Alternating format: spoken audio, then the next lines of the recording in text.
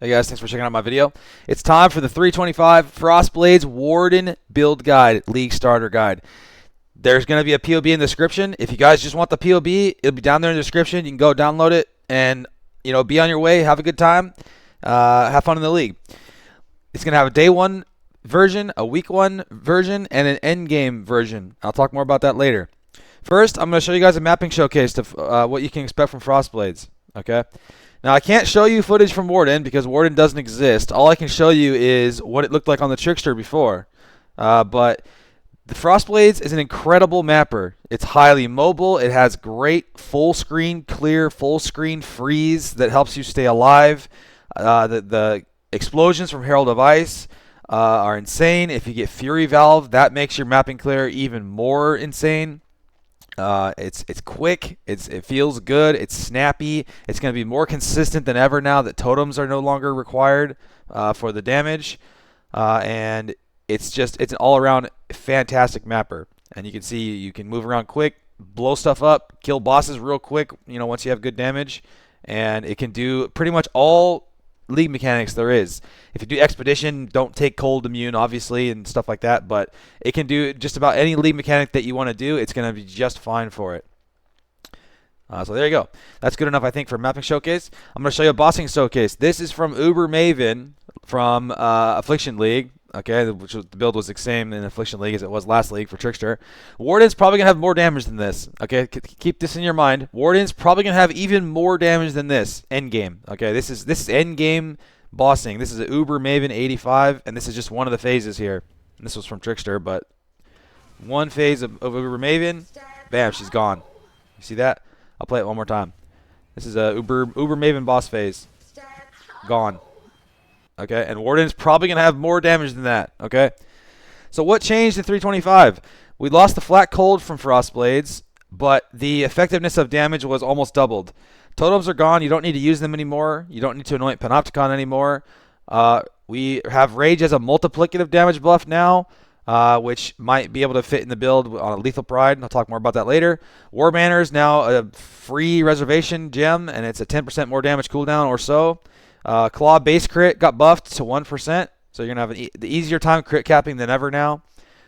Grace got nerfed, but base defenses on gear got buffed a lot, so the result is probably a wash for evasion. And Fizz Taken has basically got deleted from the game except for on uniques, so you're not going to have that anymore. So you're going to have slightly less Fizz defense. Okay, warning, disclaimer, guys. I said this before every one of my other guides. Frostblades is not the best leveling skill. It's not the fastest early scaling skill. If you want to rush bosses or rush Ubers or rush 4 stones in 10 hours, don't play Frostblades. Pick something else, okay? But if you can tolerate getting through the beginning of the game, especially Act 1 to 3, which can be very, very frustrating, once you get to Act 4 or so, it takes off and you are absolutely screaming through the rest of the campaign. So just grit your teeth through that early part, or just level with something else. You don't have to level with Frostblades, okay? Here's some tips for getting through the campaign, though. The leveling process on Warden or Ranger is going to be basically the same as it was on Trickster or any other build. You don't have to use Frostblades, guys. You can use Spectral Throw, Splitting Steel. You might have to mule some of this stuff because Ranger doesn't get all this stuff. But you can use Viper Strike. Blade Trap is extremely helpful for Merveil. Decoy Totem can be very helpful for Brutus. Brutus is literally the hardest boss in the entire campaign, guys. So just use whatever you want. Don't have to use Frostblades for leveling. Okay. Here's some gems you get to make it easier when you're leveling. Frostblink, Whirling Blades, faster attacks. Herald of Ice, Blood Rage in Act 2. Get Wrath and LE Weakness in Act 3. Put on Trinity around that point. Your damage is going to take off. Once you get Multi-Strike on, you're absolutely screaming. Okay. There's 2 main gearing swaps you do while you're leveling. First one is getting Trinity online, which basically just means you need to get lightning damage somewhere and put Wrath on, and then put Trinity on your links, and that's it. And your damage is going to be popping in the campaign. Here's some claws you can get. Okay, just get LE damage. LE damage on your claws, preferably fire or lightning damage for Trinity. If you get too much cold damage, Trinity won't work. But you can use just about any claw. If you get attack speed, that's a bonus. Craft Fizz on it if you have an open, if you already have lightning damage and you have an open prefix. Okay. When you swap to crit, put on Assassin's Mark instead of LE Weakness and start getting these crit nodes on the tree here. There's crit nodes here, here, here, and here. Okay. And then once you get to maps, there's 2 more swaps you're going to do, basically. Grace and Precision, and then putting on Heat Shiver and getting rid of Trinity. Okay. Once you get to maps and you want to put Grace on, to do that, you're going to have the Charisma wheel here, and there's a new Mana Reservation wheel over here, which is very strong. You need both of those things. Then you can fit Grace on the build. Okay. That's the first swap you're going to do early. And then once you have a Heat Shiver, you're going to want to get rid of Wrath if you haven't already. Make sure you have Hatred on. And then you're going to get rid of Trinity because you're not going to be able to use Trinity anymore. And then put back on LE damage attacks or added cold if you have a 6-link. And make sure you have the full Fist Conversion mastery from right here. Okay. Day 1 POB. Okay, let's get into the POB. POB is going to be in the description. Here it is. If you look at this new feature here, POB has a new feature called loadouts up here. And if you click here, you can switch between, there's a day 1, week 1, and high budget loadout, and that's going to swap the tree, the skills, and the items all at once for you. So here's the 85 day 1 tree. The gems are all in here, what you can use. Most of the gems are like pretty set in stone. For Culling Strike and Faster Attacks here, you can swap between these two depending on what you're doing. I would Faster Attacks while you're mapping. If you do a Pinnacle boss or hard boss content, swap in Culling Strike here. And then this here is, you can pick any 4 of these gems you want. This is your like flexible gems. War Banner, Frostbomb, LE Weakness, if we get additional curse from enchantments or something on an Arcanist brand would be really cool. Vol Lightning Strike to stack up shock stacks from new Warden shock node. Any of these gems, okay? So here's the day 1 gear. A Crap Claw with nothing on it, 2 mods. Most of the rest of these items are 3 mods. Absolutely crap gear. Okay, it's just a shell of gear for you to look at, and even at this state, you're gonna have 1,000,000 damage. Okay, and this is on a 4-link on day 1. Okay, and then I'm gonna show you what you do to ramp the damage up. Okay, you get a 6-link, bam, now you're up to 2 million. Okay, and then put on a taming. As soon as you get your taming, you're at 2.5 million. Get yourself a Heat Shiver as soon as you can. Now you're at 3.5 million. Get rid of the claw that has nothing on it and get a slightly better claw that has some attack speed and crit on it, and now you have almost 5 million damage, just like that. That's how easy it is. And then the damage is just going to ramp to the moon from there. And you're going to have almost 100% suppression. You're going to have decent res. Before I swapped off all that stuff. You're going to have decent chaos res, almost cap suppression, 83, 84% chance to evade, which is going to feel great while you're mapping. If you want more life, get more life, guys. Okay? And then change to week 1. And here's a bunch of stuff you should shoot for week 1. Get yourself a Lethal Pride as soon as you can to fix your strength. And then come down here. Vol Pact is optional. I'll talk more about that later. But this is a level 95 tree for the week 1 tree. The skill gems on the week 1 or the day 1 loadout are all level 19 gems with 0 quality. The week 1 gems are 2020 gems that have no 21 gems, no awakened gems yet, or anything like that. You're up to 16 million damage on this setup. Gems are the same pretty much between the setups, besides awakened gems and stuff. And then high budget setup in here, you've got level 2120 gems with awakened gems, no awakened multi-strike though, and 100 million plus damage. And this is all going to depend on the configs. You can't change the configs between the loadouts, so you have to change the configs kind of separately. But once you have max Scorch, you have max shock stacks if we're going to be able to get those from Defiled Forces Anoint, which I'll talk more about later.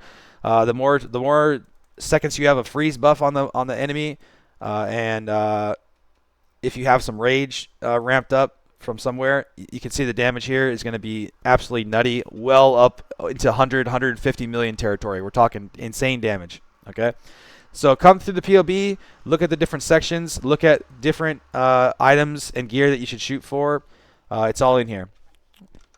Okay, week 1 POB. Here's some big priority upgrades here that you're going to want to get as soon as you can in the first week. A 6-link Heat Shiver, any Lethal Pride for strength.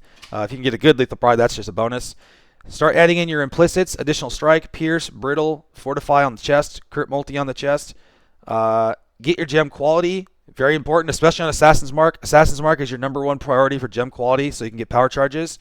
Get suppression capped, start getting chaos res. Make sure you stay accuracy capped. Get accuracy on gloves is where I recommend it. and then improve your flask, get better attack speed, better crit, better evasion there. Notes section in the POB. There is a whole bunch of stuff in here in the notes section. Okay, read through this stuff. There's notes about there's links to my YouTube channel for a crafting guide playlist that I have. Some wildcard stuff about enchantments and curse on hit, turning projectiles stuff. Here's some stuff about Warden and shock stacking and how shock ramping is gonna work and some options for doing it. Some tattoo stuff that's important. Important notes about masteries and when to take them and when not to take them. Notes on damage, notes on life, anoint choices here, importance of additional strikes and pierce, rage, how you can get it, how you can sustain it, flasks that you should use, some alternative option stuff here that you can use if you want, to tweak the build a little bit. Some luxury high budget stuff here that you can add if you're a mirror tier billionaire. And then some bait items. Okay, do not use these items here, and I kind of explain why they're bad. Some dark marionette shenanigans stuff here that might be viable choice. Vol Pact and some notes about implications about using Vol Pact, why it's strong, why it's weak. Tinctures are going to be extremely strong. We think it's still kind of unclear how sustainable they're going to be, but can't really say much about that yet because we can't test them yet.